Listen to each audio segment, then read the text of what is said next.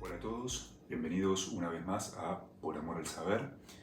En este video vamos a ocuparnos del segundo capítulo de la primera parte del ensayo Los límites de lo real. Recordemos brevemente, en el capítulo anterior habíamos presentado tres conceptos fundamentales de la ontología: la existencia, la no existencia y el ente, al cual habíamos definido como todo aquello que tiene identidad y que puede existir o no existir. De lo que debemos ocuparnos ahora es de analizar más a fondo cómo se vinculan estos tres elementos, en particular la relación que se da entre el ser o la existencia y los entes que son o existen. Para eso vamos a introducir previamente una serie de nociones básicas de lógica tradicional que serán de utilidad al menos para la primera parte de este análisis. Es un hecho evidente, por cierto, que todos los entes que existen en el mundo se diferencian unos de otros. Pero no lo es menos que también se asemejan en ciertos aspectos, que comparten algunas características. Y estas características comunes que poseen los entes son las que permiten la clasificación lógica de todo lo real, la distribución de todo cuanto existe en diversas clases o conjuntos. Tomemos a modo de ejemplo la clase o conjunto de los perros. Sabemos que existen perros de todo tipo, que se diferencian por su raza, pelaje, tamaño, color, etc.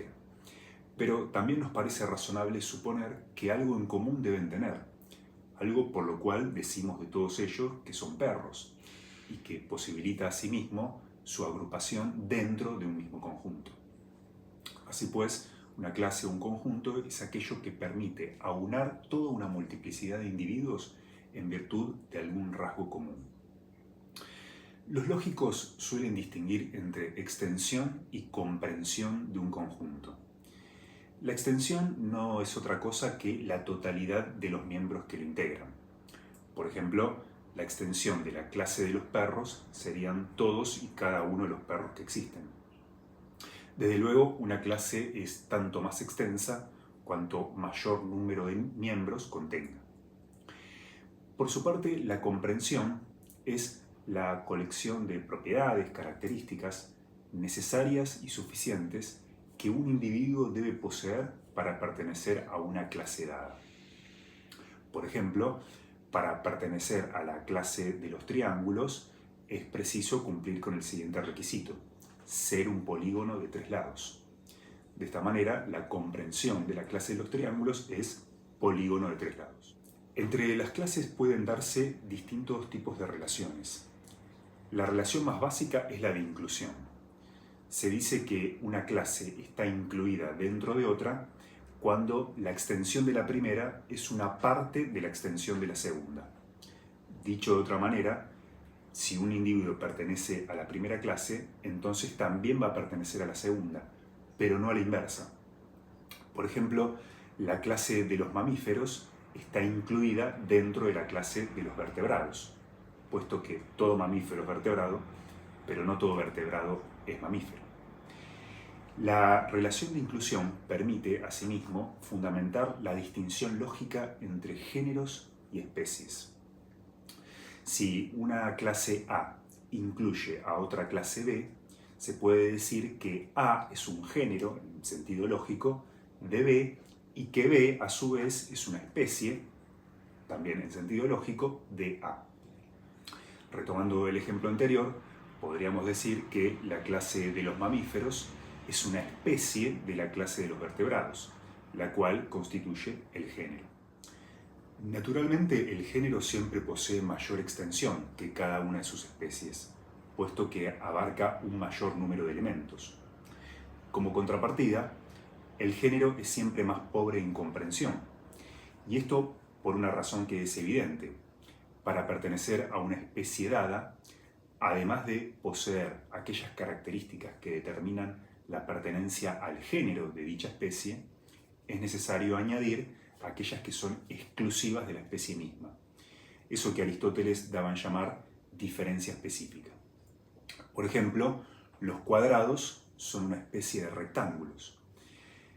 Y es por esto mismo que la clase de los rectángulos posee mayor extensión. En efecto, todo cuadrado es un rectángulo, pero no todo rectángulo es un cuadrado. Como contrapartida, la clase de los cuadrados posee mayor comprensión. Y es que para ser un cuadrado es preciso ser un rectángulo y además tener 4 lados iguales.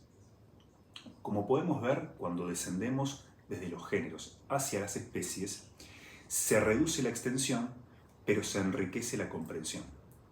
Mientras que al proceder en sentido inverso, al remontarnos desde las especies hacia los géneros, la extensión se amplía, pero la comprensión se empobrece.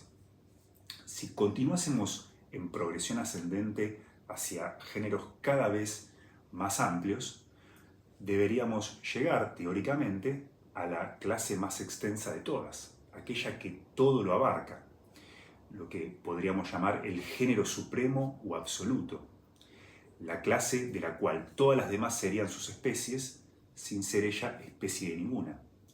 Y si nos preguntásemos cuál podría ser el género supremo, la respuesta más razonable parecería ser la clase de los existentes. En efecto, esta clase tiene la mayor extensión posible, la totalidad de lo real. Y por otra parte, su comprensión es la más básica. Para pertenecer a esta clase basta con el mero hecho de existir. Ahora bien, ¿sería correcto interpretar a la clase de todo cuanto existe como el género supremo? Correspondió a Aristóteles demostrar que esto no es posible, que el ser o existencia no puede constituir el género supremo. Y esto por las siguientes razones. Sabemos que todo género se subdivide en especies. A su vez, la comprensión de toda especie está conformada, si seguimos a Aristóteles, por 2 elementos, el género y la diferencia específica. En efecto, para poder definir una especie necesitamos conocer, por un lado, el género dentro del cual está incluida y por otro, su diferencia específica, o sea, aquellas características que son exclusivas de la especie y que la diferencian de otras especies de ese mismo género. Por ejemplo, la especie de los cuadrados, como vimos, se constituye añadiendo al género rectángulo la diferencia específica de 4 lados iguales. La especie de las aves, pongamos por caso, se conforma adosando al género vertebrado la diferencia específica plumífero. Nótese que el género, naturalmente, no presupone ninguna diferencia específica. De hecho, podría haber rectángulos que no tuvieran 4 lados iguales, como así también puede haber animales vertebrados que no sean plumíferos. Pero, por otra parte, la diferencia específica tampoco presupone al género. El hecho de tener 4 lados iguales no implica ser rectángulo. Los rombos, por ejemplo, tienen 4 lados iguales y no lo son. De igual forma, el hecho de tener plumas por sí mismo no implica tener vértebras. Dicho de otra manera, la diferencia específica es siempre externa al género. Teniendo en cuenta estas observaciones, analicemos si el ser podría constituir el género supremo. Sabemos que, si fuera un género, debería poder dividirse en especies. Y cada una de estas especies se tendría que constituir añadiendo a la comprensión del género, que en este caso sería el ser o la existencia, alguna diferencia específica, la cual, según hemos visto, tendrá que ser externa a dicho género. Sin embargo, lo que podemos comprobar de inmediato es que, sea cual fuere la diferencia específica que concibamos, esta tendrá que existir, o sea, deberá presuponer a la existencia. Si no lo hiciera, no existiría. Con lo cual, podemos arribar a la siguiente conclusión, y es que la clase de los existentes, precisamente en virtud de la absoluta universalidad del ser, no puede constituir el género supremo. Y es que no hay nada por fuera del ser que permitiría constituir todas sus presuntas especies. Ahora bien, se podría llegar a plantear que, aún aceptando esta conclusión, no puede negarse el carácter omnipresente de la existencia. De todo cuanto hay en el mundo decimos que existe, con lo cual deberíamos reconocer que, a pesar de no constituir género alguno, la existencia sí es, cuando menos, la propiedad universal por excelencia, aquella propiedad que todos los entes compartirían sin excepción. Pero ¿sería correcto interpretar a la existencia como una propiedad, la propiedad universal? Veamos si esta postura resulta consistente. De acuerdo con la misma, un ente existe en la medida en que posee la propiedad de existir. Tomemos a modo de ejemplo un objeto cotidiano como puede ser una manzana y asumamos que ésta exista. Este hecho supondría, según el criterio que estamos adoptando, que la manzana estaría dotada de la propiedad de existir. Ahora bien, la manzana posee desde luego muchas otras propiedades, como un cierto color, una textura, un sabor, una forma, etc. Y si recordamos lo que vimos en el capítulo anterior, las propiedades pueden considerarse entes con igual derecho que las cosas u objetos.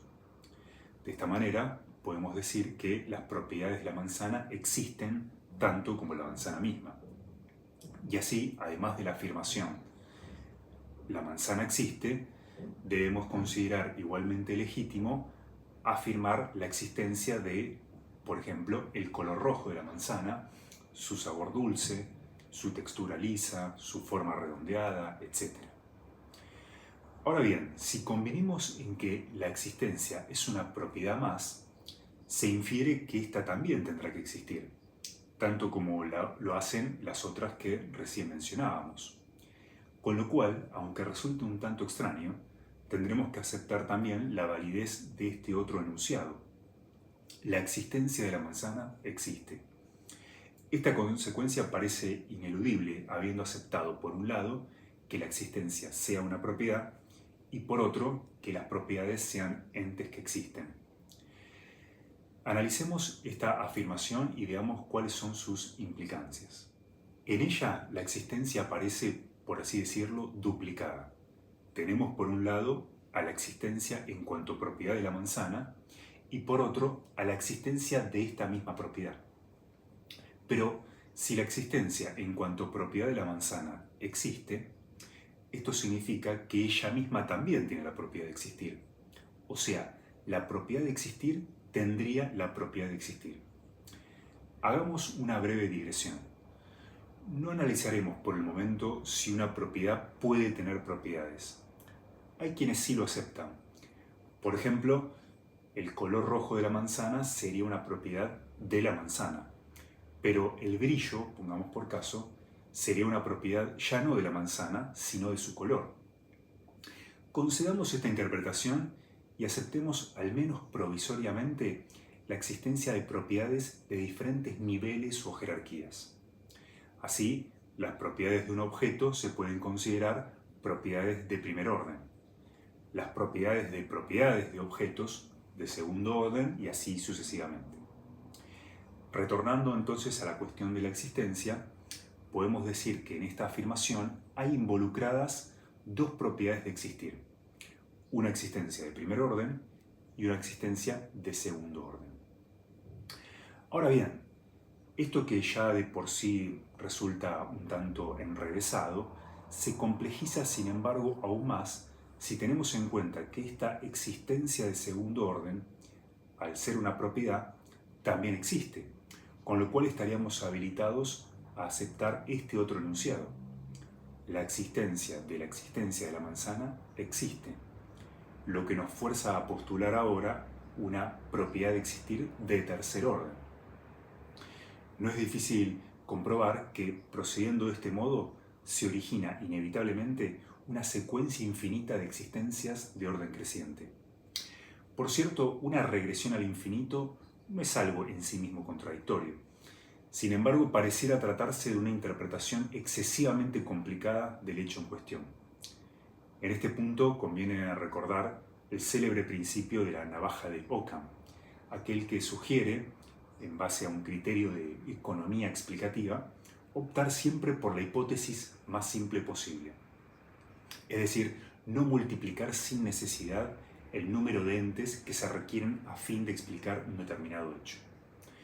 Teniendo presente esta regla, entonces, reconsideremos el asunto desde un nuevo enfoque. La regresión al infinito se produjo al haber atribuido existencia a la propiedad de existir. Pues bien, rechacemos esta posibilidad. Mantendremos, sí, por cierto, la idea de que las propiedades ordinarias, como el color, la textura, el sabor, existen y que lo hacen por tener la propiedad de existir. Pero haremos una excepción, la propiedad de existir misma. Esta hipótesis resulta más parsimoniosa y por eso mismo parece más razonable que la anterior.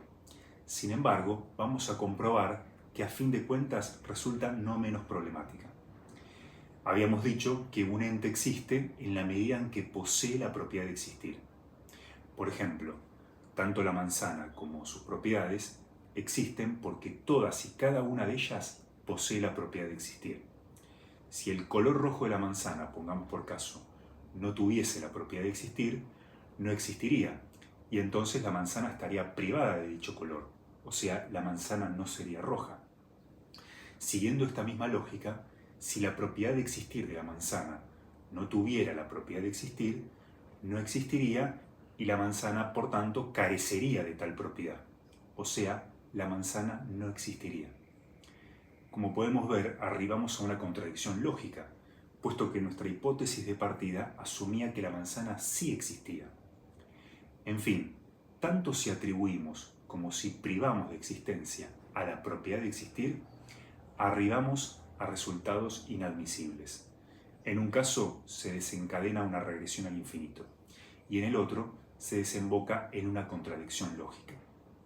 Y puesto que toda propiedad es susceptible de existir o no existir, se deduce de todo esto que la existencia no puede ser una propiedad. Si lo fuera, debería poder existir o no existir. Pero, sin embargo, hemos comprobado que ambas alternativas carecen de sentido. Podemos todavía dar un paso más. Existir o no existir es algo característico, típico, no solo de las propiedades, sino también de todo ente en general. Con lo cual podemos asentar la siguiente conclusión fundamental. La existencia de los entes no es ella misma un ente más. Se debe establecer una distinción esencial entre, por un lado, el ser, la existencia, y, por otro, los entes de los cuales decimos que son o existen. Cabe mencionar que esta distinción que acabamos de trazar ya tiene un importante antecedente, por cierto, en la obra de Martin Heidegger, quien acuñó la célebre noción de diferencia ontológica, con la cual pretendía remarcar la necesidad de distinguir entre el ser, o la existencia, digamos también nosotros, y los entes que son o existen. Heidegger defendía la tesis según la cual esta verdad fundamental, a saber, la distinción entre ser y ente, pasó prácticamente desapercibida en la tradición filosófica, o bien no llegó a ser reconocida en todo su alcance. Por el contrario, lo que puede verse en las doctrinas metafísicas tradicionales es más bien una tendencia a confundir al ser con el ente, a interpretarlo como si de un ente más se tratase, como una suerte de ente supremo de la máxima jerarquía ontológica. Vale aclarar que no pretendemos hacer una exégesis del pensamiento de Heidegger. No obstante, con independencia de cómo este filósofo haya fundamentado su posición, desde una perspectiva, por cierto, bien distinta de la que aquí estamos esbozando, su concepto de diferencia ontológica, como así también el diagnóstico que propone de la historia de la metafísica, resultan de particular interés y utilidad para nuestros propósitos. Y es que, efectivamente, las raíces de este prejuicio que supone la confusión del ser con el ente pueden rastrearse hasta los orígenes del pensamiento filosófico, hallando su expresión más representativa quizás en Parménides, a quien suele considerarse el padre de la metafísica occidental. Parménides, en efecto, fue el primero en tomar como objeto de reflexión al ser en sí, a la existencia misma de las cosas. Todas las cosas del mundo son de un modo unánime. Tal fue su genial intuición. Con todo, a pesar de la originalidad y el carácter fundacional de su descubrimiento, que habría de marcar todo el decurso posterior de la metafísica, podemos encontrar en él ya el germen de lo que podríamos denominar el prejuicio de identificación del ser. Y es que Parménides descubrió al ser, pero en su afán de caracterizarlo, terminó concibiéndolo como si se tratase de un ente. Para entender bien este punto, debemos adentrarnos, al menos en líneas generales, en lo esencial de su planteamiento filosófico. Lo que se conoce como el poema ontológico de Parménides se inicia con una invocación de corte más bien poético al personaje de la diosa, aquella que habrá de guiar al filósofo en su búsqueda de la verdad. La diosa señala que hay solo dos vías o caminos posibles entre los cuales el filósofo deberá escoger: la vía del ser y la vía del no ser. La primera de ellas nos revela la siguiente verdad: es y es imposible que no sea, mientras que la otra sentencia: es y es necesario que no sea. Ya en estas primeras líneas se puede apreciar, por debajo de las referencias simbólicas y mitológicas del poema, el talante lógico de la filosofía parmenidia. En efecto, se presentan dos y solo dos posibilidades: el ser y el no ser, lo cual nos remite al principio lógico de tercero excluido, al cual ya hemos hecho referencia en el capítulo anterior. Además, estas dos vías corren, por así decirlo, paralelas, sin entrecruzarse jamás, lo que está en estrecha consonancia con el otro principio, el de no contradicción. Por otra parte, y quizás este sea el punto clave, un detalle por demás significativo es que en la enunciación de ambas vías se omite el sujeto gramatical. Al decir es y es imposible que no sea, Parménides, al parecer, pretende dejar en claro que no se está haciendo referencia a ningún ente particular, sino más bien poner de manifiesto y enfatizar el hecho mismo de ser o existir. A continuación, la diosa pasa a revelar que de estas dos vías, la del no ser, por así decirlo, queda obturada de inmediato en cuanto uno pretende transitarla, ya que la misma nos enfrenta al no ser, y el no ser, por definición, no es, no existe, es la nada misma, y de él, por tanto, no es posible pensar ni decir absolutamente nada. La no existencia no existe, como si la nada, por su misma naturaleza, se desterrase a sí misma de la realidad. Pues bien, habiendo descartado la vía del no ser, queda la otra, la del ser. Así como el no ser no es, del ser no puede decirse otra cosa sino que es, que existe, dado que es la existencia misma. Una vez asentada la realidad del ser, la diosa pasa a revelarle al filósofo una serie de señas o de rasgos que le son inherentes. En primer lugar, el ser es único. En efecto, si hubiera pluralidad de seres, deberían poder diferenciarse. Pero lo diferente del ser es el no ser, y el no ser no es, no existe, con lo cual no hay nada diferente de él. Así pues, el ser es uno y solo uno. Por otra parte, el ser no tiene origen ni fin, es eterno. En efecto, si se hubiese originado, antes de él no habría habido nada, pero la nada no es nada en absoluto, con lo cual no pudo haber tenido un origen. Por la misma razón, el ser no puede aniquilarse, ya que si esto ocurriera, cedería su lugar a la nada, pero una vez más, la nada no tiene realidad alguna. En consecuencia, el ser no puede generarse ni tampoco aniquilarse, es eterno. Así es como la diosa, por medio de una lógica implacable, va deduciendo toda una serie de caracteres necesarios e inherentes al ser. El ser es único, idéntico a sí mismo, inmutable, eterno, absoluto, etc. No hay más realidad que la realidad del ser. Todo lo otro del ser no es. Ahora bien, el espectáculo que nos ofrece el mundo a nuestro alrededor parecería más bien desmentir esta aseveración. En lugar de un ser absoluto y eterno, lo que vemos es una pluralidad de seres en relación y en constante cambio. Daría la impresión de que las cosas del mundo no se adecuaran a los estrictos requerimientos lógicos impuestos por la diosa. Parménides extrae de aquí una drástica conclusión. Según él, este mundo que captamos por medio de los sentidos, en rigor, es ilusorio, es una gran apariencia. Lo único verdaderamente real es el ser. Toda esta pluralidad cambiante que vemos a nuestro alrededor no es más que una manifestación ilusoria de ese ser uno y permanente.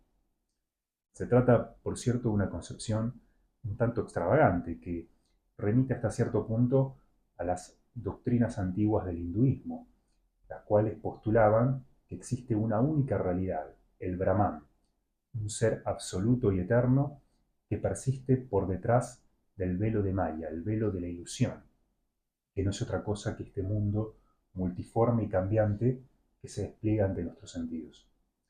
Ahora bien, la originalidad de Parménides consistió en haber llegado a una conclusión de esta índole no en base a una tradición mítica, sino utilizando, al parecer, argumentos estrictamente racionales. Pero ¿cómo es posible que, por medio de la lógica, se llegue a una conclusión tan inverosímil?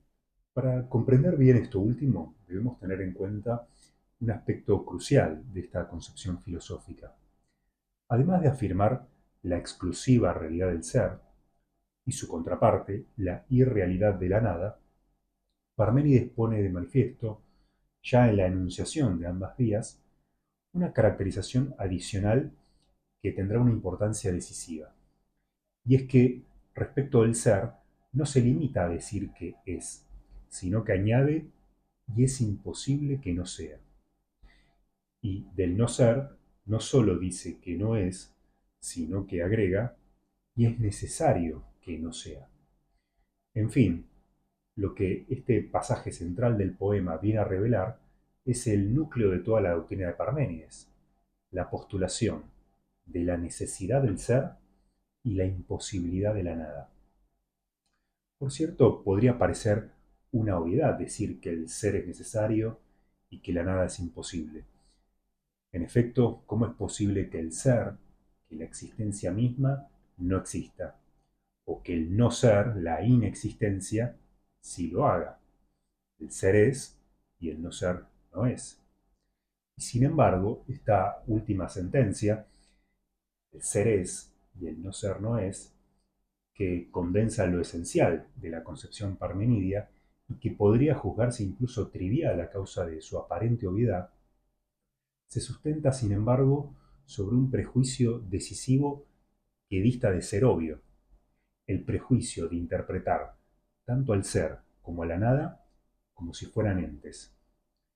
Y es que la atribución de existencia a la existencia misma supone una entificación de esta última. Recordemos que sólo de los entes podemos predicar o no existencia. Sin embargo, ya hemos demostrado que la existencia no es un ente, con lo cual una frase del tipo el ser es, o su equivalente, la existencia existe, no solo no expresa una verdad metafísica primigenia, sino que ni siquiera se la podría considerar una inocua tautología, sino que expresa lisa y llanamente un sinsentido. La existencia de los entes no es un ente, y por este motivo no tiene sentido decir de ella misma que existe.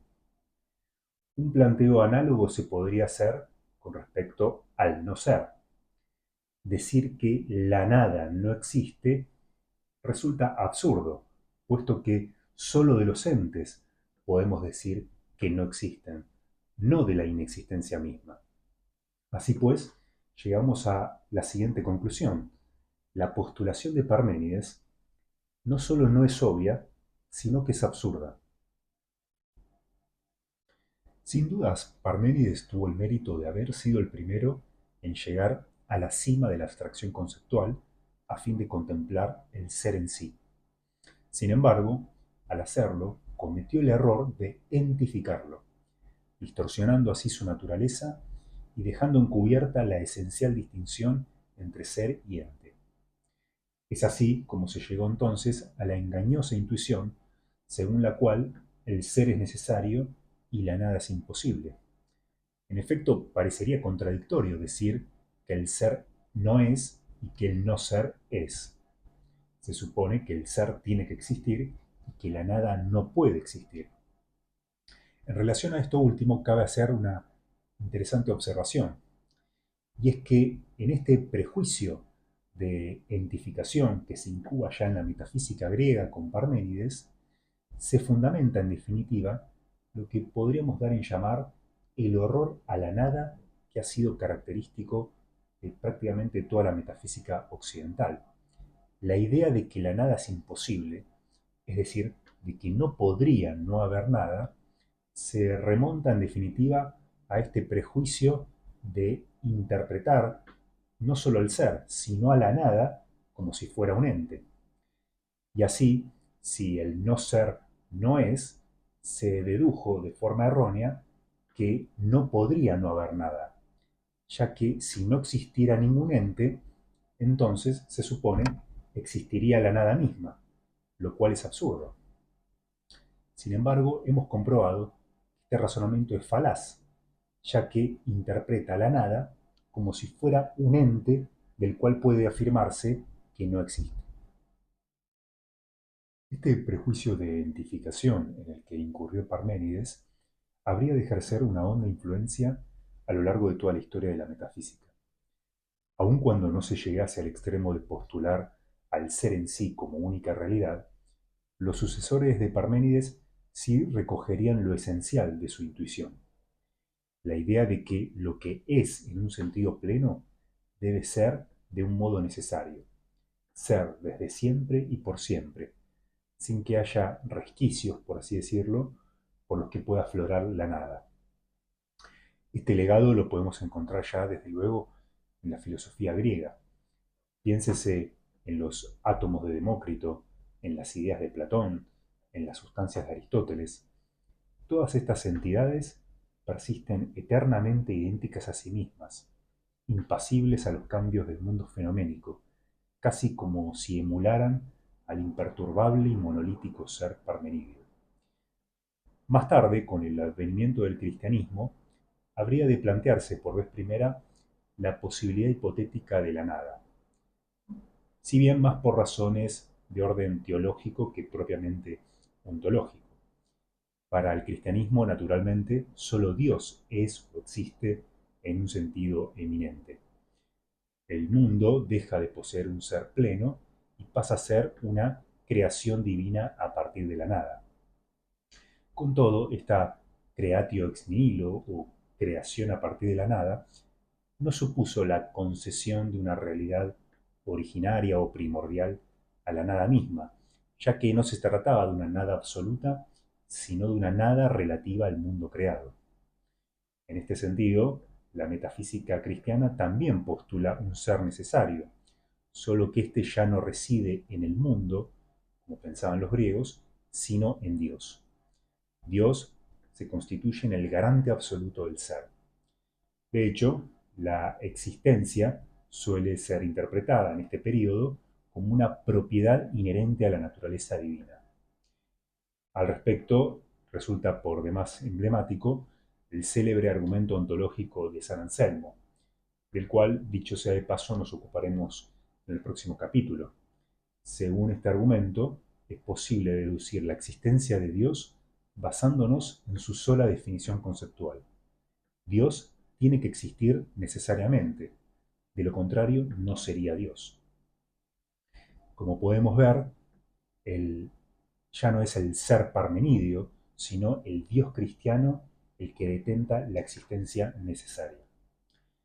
Esta concepción fue predominante durante el medioevo, pero también se mantendría en los primeros siglos de la modernidad temprana, alcanzando su culminación en los grandes sistemas de la metafísica racionalista, con autores como Descartes, Spinoza o Leibniz. En la concepción de estos autores, por cierto, Dios constituye la razón de ser, el fundamento último de toda la realidad, lo que motivaría a Heidegger a calificar a buena parte de la tradición metafísica de ontoteología, en virtud precisamente de esta identificación del ser con un ente supremo y privilegiado que no sería otro que Dios. No obstante, en los siglos XVII y XVIII comenzarían a ponerse en cuestionamiento muchas de las categorías fundamentales de la metafísica clásica. Estas críticas provendrían, en primer lugar, de la tradición empirista y más tarde también de la filosofía crítica de Kant. Los empiristas, por ejemplo, sostenían que sólo es válido aquel conocimiento que esté basado en la experiencia. Para ellos, los conceptos que forman nuestra mente se obtienen mediante un proceso de abstracción a partir de los datos sensoriales.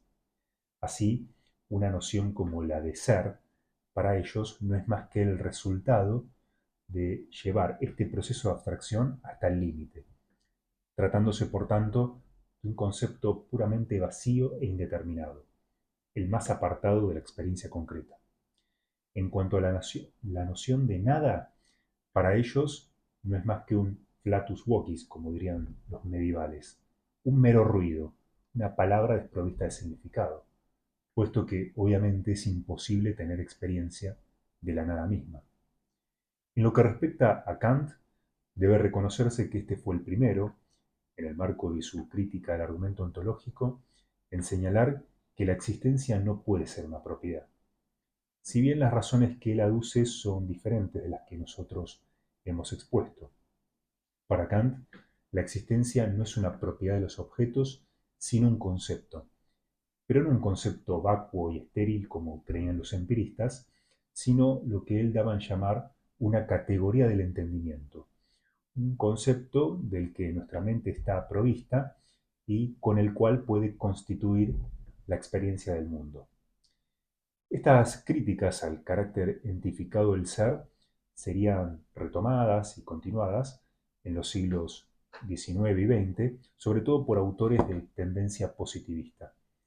Bertrand Russell, por ejemplo, consideraba que la existencia no es más que un cuantificador lógico, cuya función se limita a constatar que cierta clase o conjunto contiene al menos un miembro. Lo que podemos ver en estas escuelas críticas es, por un lado, un fuerte cuestionamiento a la concepción tradicional del ser, pero por otro lado, hay también en ellas una cierta tendencia al reduccionismo, sea de tipo lógico o psicológico, que tampoco contribuye a esclarecer del todo la naturaleza de la existencia. Si bien están en lo cierto al cuestionar la entificación del ser, esto es, a interpretarlo como una propiedad o identificarlo con un ente supremo como Dios, se equivocan al despojar al ser de todo estatus ontológico, como si no hubiera más realidad que la del ente concreto, empírico. En fin, lo que podemos ver, tanto por parte de la metafísica clásica como por parte de estas tendencias críticas, es en definitiva un no reconocimiento de la diferencia ontológica. En efecto, la existencia no es un ente, pero esto no significa que carezca de toda realidad, quedando reducida a la mera condición de representación mental o de operador lógico, como pretendían Kant o los empiristas. La existencia es un aspecto constitutivo de lo real, no menos que los entes. Bien, habiendo hecho todo este recorrido, ya estamos en condiciones de expresar esta verdad fundamental a través de una nueva ley ontológica, a la cual daremos el nombre de principio de la diferencia ontológica. De acuerdo con este principio, el ser y el no ser, la existencia y la no existencia, no son entes. Se debe establecer una diferencia cualitativa esencial entre el hecho de ser o existir y los entes de los cuales decimos que son o existen. En efecto, el ser no es desde luego una cosa, ni siquiera una entidad suprema, tampoco es una propiedad de las cosas, ni una parte constitutiva de las mismas. En suma, el ser no es un ente, y es por este motivo que una frase como el ser es carece de todo sentido.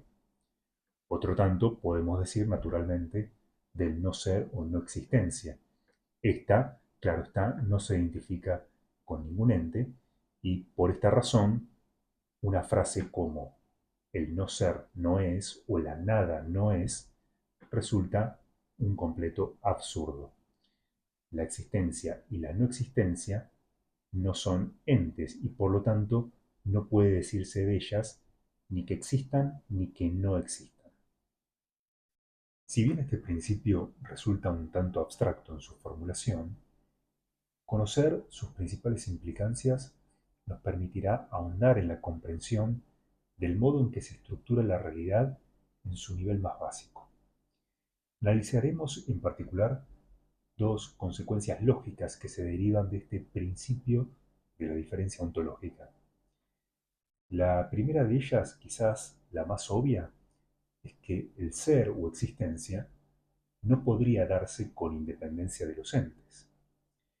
Es decir, la existencia, como así también la inexistencia, solo adquieren realidad en la medida en que involucren a algún ente. Dicho de forma más simple, la existencia es siempre existencia de algo, de algún ente. La demostración de esta consecuencia o este corolario del principio podría ser la siguiente. Si concibiéramos la posibilidad de que la existencia se diera con independencia de cualquier ente, tal como lo concebía Parménides, por ejemplo, deberíamos entonces reconocer que lo que existe es la existencia misma.